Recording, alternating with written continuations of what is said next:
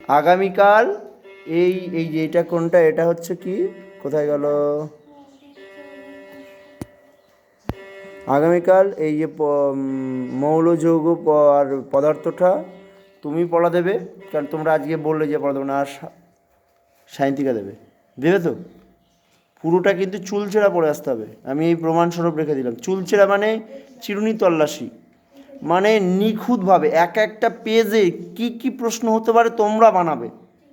আমি তো একটা বেসিক দাগিয়ে দিয়েছি, তোমরা নিজের মতামতে খুঁজে প্রশ্নটা একবারে স্কুলে আমাকে ফার্স্ট গার্লের সাথে, ফার্স্ট যে গার্ল আছে তার সাথে আমি টেক্কা নিচ্ছি মনে করো, সেও তার সাথে প্রশ্নের লড়াই, এইভাবে তুমি বাড়িতে পড়ে আসবে যে ফার্স্ট গার্লকে আমি প্রশ্নের কুইজে হোক, প্রশ্নের যে কোনো হোক, একে একে হারাবই, এইভাবে পড়ে আসবে।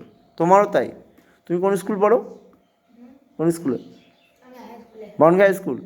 তুমি এমনভাবে পড়ে আসবে যেন ফার্স্ট বয়কে টেক্কা দিতে পারো।